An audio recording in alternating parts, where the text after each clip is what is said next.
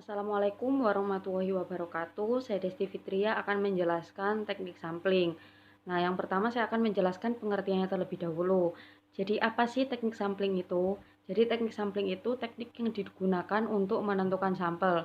Nah, sebuah penelitian yang baik itu harus menggunakan dan memperhatikan teknik dalam menetapkan sampel, yang akan diambil sebagai subjek penelitian. Nah, itu tadi pengertian dari teknik sampling. Nah, selanjutnya saya akan menjelaskan tujuan dari teknik sampling. Di sini saya menyebutkan 3 tujuan saja. Yang pertama yaitu mengurangi jumlah objek atau orang yang diteliti, jumlah tenaga yang terlibat, waktu yang diperlukan, dan biaya yang harus dikeluarkan.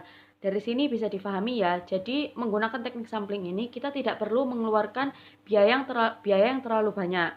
Selanjutnya yaitu membuat simpulan atau ringkasan dari fenomena yang sangat banyak jumlahnya. Nah, bisa kita temui bahwa fenomena di sini sangat banyak ya. Nah, menggunakan teknik sampling ini kita jadi bisa meringkas dari banyaknya fenomena tersebut. Selanjutnya yaitu menonjolkan sifat-sifat umum dari populasi. Nah, itu tadi tujuan-tujuan dari teknik sampling. Selanjutnya saya akan menjelaskan langkah-langkah dari teknik sampling. Di sini saya menyebutkan 4 langkah-langkah. Yang pertama yaitu menentukan populasi terlebih dahulu. Nah, setelah menentukan populasi, mencari data akurat unit populasi. Nah, setelah mencari datanya, kita langsung ke memilih sampel yang representatif. Lalu yang terakhir yaitu menentukan jumlah sampel yang menadai. Ini tadi yang saya sebutkan merupakan langkah-langkah dari teknik sampling. Nah, selanjutnya saya akan menjelaskan jenis-jenis dari teknik sampling. Ini yang utama ya, karena teknik sampling itu ada banyak jenisnya. Di sini terbagi atas dua, yaitu probability dan non-probability. Apa sih bedanya probability dan non-probability? Jadi, probability itu sampelnya banyak, karena fenomena yang terjadi juga banyak. Gitu. Dan non-probability ini tentu kebalikannya dari probability. Jadi fenomenanya lebih sedikit ya. Jadi sampelnya pun juga sedikit. Nah, ini biasanya digunakan untuk kuantitatif, sedangkan non-probability biasanya digunakan untuk kualitatif. Nah, sekarang saya akan menjelaskan lebih dalamnya ya. Yang pertama yaitu simple random sampling.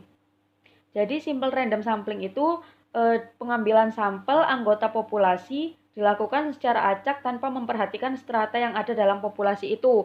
Nah, jadi simple random sampling ini dipilih secara acak ya atau opiokan.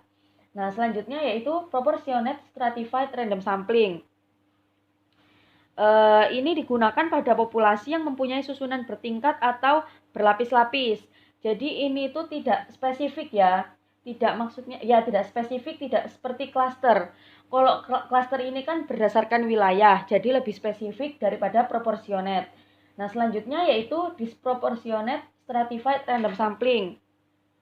Ini digunakan untuk menentukan jumlah sampel bila populasinya berstrata tetapi kurang proporsional. Jadi ini yang membedakan dari proportionate. Jadi kalau yang ini itu kurang proporsional gitu ya.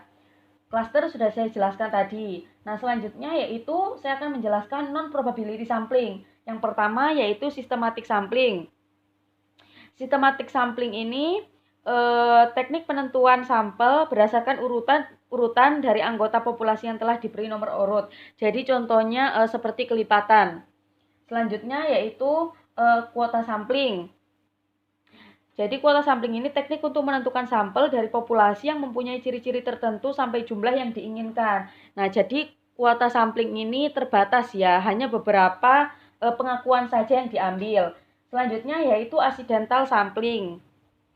Accidental sampling ini teknik penentuan sampel berdasarkan kebetulan, yaitu siapa saja yang secara kebetulan bertemu dengan peneliti dapat digunakan sebagai sampel.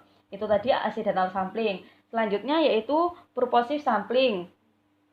Ini teknik penentuan sampel dengan pertimbangan tertentu kalau purposif. Jadi sampel ini itu bertujuan dan diambil nilai yang paling tinggi. Selanjutnya yaitu sampling jenuh. Nah, kalau sampling jenuh itu teknik penentuan sampel bila semua anggota populasi digunakan sebagai sampel. Jadi semuanya sama ya, inti masalahnya sama, penyebabnya pun sama. Ini sampling jenuh. Selanjutnya yaitu snowball sampling, yaitu teknik pengambilan sampling yang awal mulanya jumlahnya kecil, kemudian sampel ini disuruh memilih teman-temannya untuk dijadikan sampel.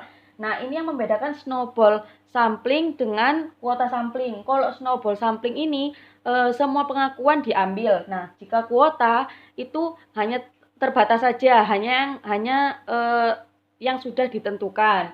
Seperti itu. Jadi itu saja yang dapat saya sampaikan mengenai materi teknik sampling. Jika ada yang kurang jelas atau kurang dipahami, saya mohon maaf. Saya akhiri. Wassalamualaikum warahmatullahi wabarakatuh.